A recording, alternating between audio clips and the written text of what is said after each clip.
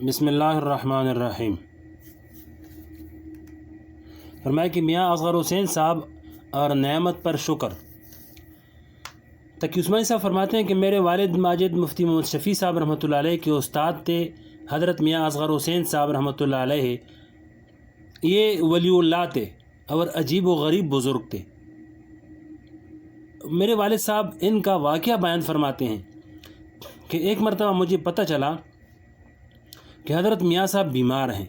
اور ان کو بخار ہے۔ میں عیادت کے لیے ان کی خدمت میں حاضر ہوا۔ میں نے دیکھا کہ وہ شدید بخار میں تپ رہے ہیں اور بخار کی کرب اور بے چینی کی تکلیف میں ہیں۔ میں نے جا کر سلام کیا اور پوچھا کہ حضرت کیسے مزاج ہے، طبیعت کیسی ہے؟ جواب میں فرمایا الحمدللہ میری آنکھیں صحیح کام کر رہی ہیں،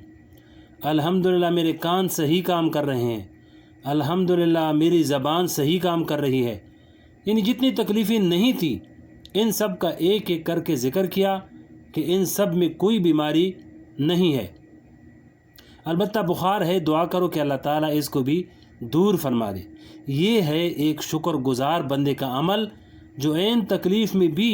ان راحتوں اور نعمتوں کا استحضار کر رہا ہے جو اس وقت حاصل ہیں، جس کی وجہ سے اس تکلیف کی شدت میں بھی کمی آتی ہے۔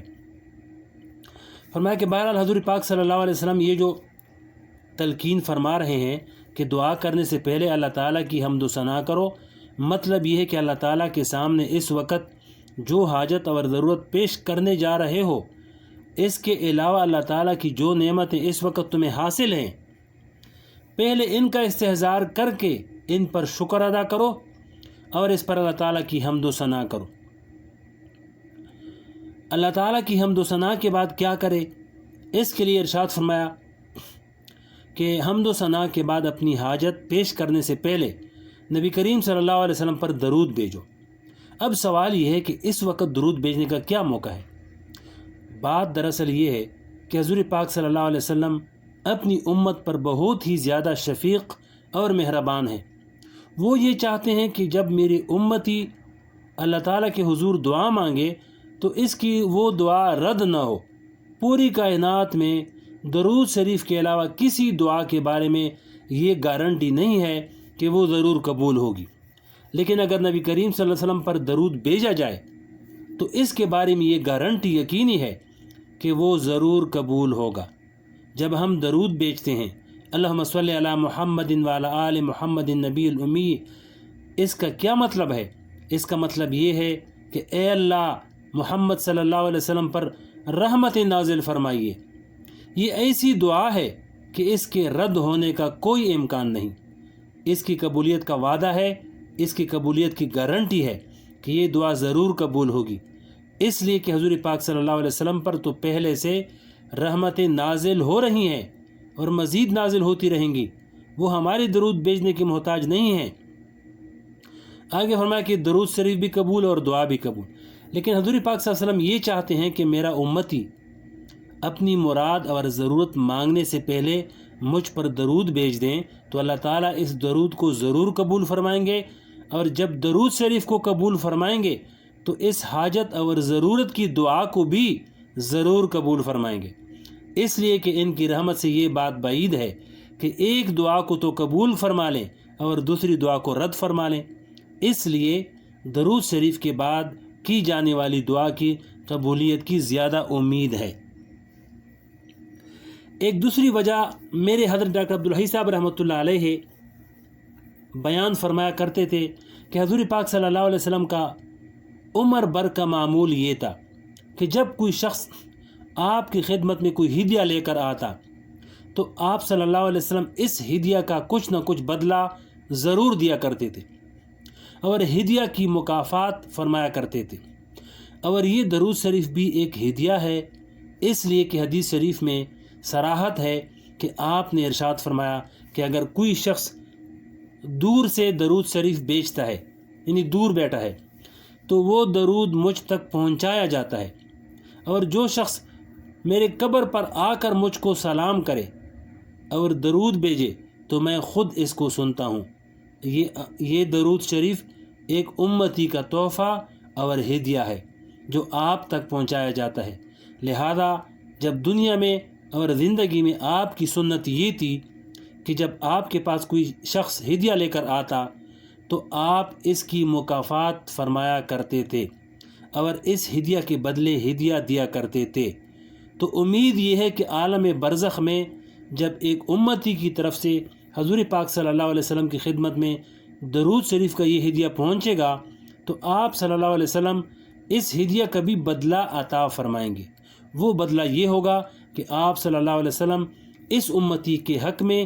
دعائیں کریں گے کہ یا اللہ اس امتی نے میرے لیے یہ تحفہ بھیجا ہے اور میرے لیے دعا کی ہے، اے اللہ میں اس کے لیے دعا کرتا ہوں کہ اس کی مراد پوری فرما دے۔ لہذا جو امتی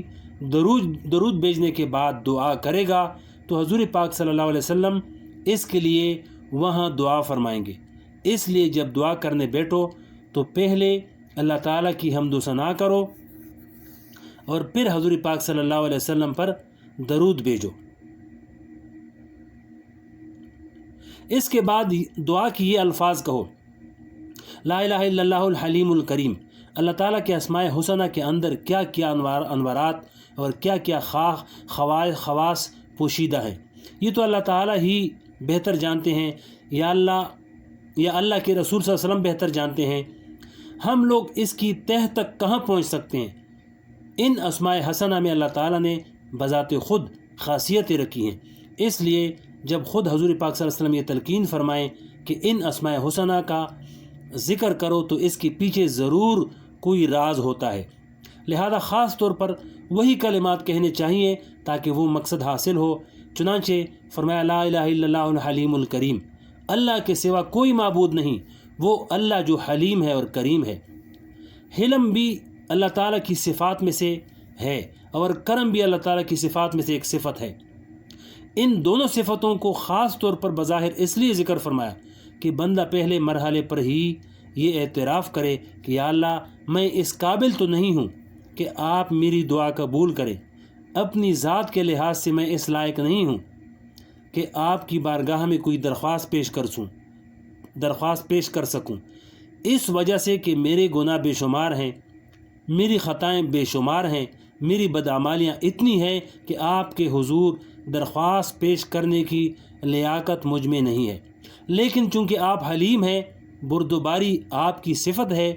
اور اس کی وجہ سے کوئی بندہ چاہے وہ کتنا ہی خطا کار ہو، اس خطا کار کی خطاؤں کی وجہ سے جذبات میں آ کر آپ کوئی فیصلہ نہیں فرماتے بلکہ اپنی صفت حلم کے تحت فیصلہ فرماتے ہیں۔ اس لیے میں صفت حلم کا واسطہ دے کر دعا کرتا ہوں، اور آپ کی صفت حلم کا تقاضا یہ ہے کہ آپ میرے گناہوں سے درگزر فرمائیں اور پھر صفت کرم کا معاملہ فرمائیں، یعنی صرف یہ نہ ہو کہ گناہوں سے درگزر فرمائیں بلکہ اوپر سے مزید نوازشیں عطا فرمائیں، مزید اپنا کرم میرے اوپر فرمائیں۔ صفت کرم اور صفت حلم کا واسطہ دے کر دعا کرو۔ اس کے بعد فرمایا سبحان اللہ رب العرش العظیم، اللہ تعالیٰ پاک ہے جو عرش عظیم کا مالک ہے، والحمد للہ رب العالمین، اور تمام تعریفیں اس اللہ کے لیے ہیں جو تمام جہانوں کا پالنے والا ہے۔ پہلے یہ تعریفی کلمات کہے اور اس کے بعد ان الفاظ کے ساتھ دعا کرے: اللہم انی اسألک موجبات رحمتک، اے اللہ میں آپ سے ان چیزوں کا سوال کرتا ہوں جو آپ کی رحمت کا موجب ہوں، وعزائم مغفرتک، اور آپ کی پختہ مغفرت کا سوال کرتا ہوں، والغنیمت من کل بر، اور اس بات کا سوال کرتا ہوں کہ مجھے ہر نیکی سے حصہ عطا فرما، والسلامت من کل اثم، اور مجھے ہر گناہ سے محفوظ رکھیے، لا تدع لنا ذنبا الا غفرتہ، ہمارا کوئی گناہ ایسا نہ چھوڑیے جس کو آپ نے معاف نہ فرمایا ہو، یعنی ہر گناہ کو معاف فرما دیجیے، ولا ہما الا فرجتہ، اور کوئی تکلیف ایسی نہ چھوڑیے جس کو آپ نے دور نہ فرما دیا ہو، ولا حاجتا ہی لک رضا الا قضیتہ یا ارحم الراحمین، اور کوئی حاجت جس میں آپ کی رضامندی ہو ایسی نہ چھوڑیے کہ اس کو آپ نے پورا نہ فرمایا ہو۔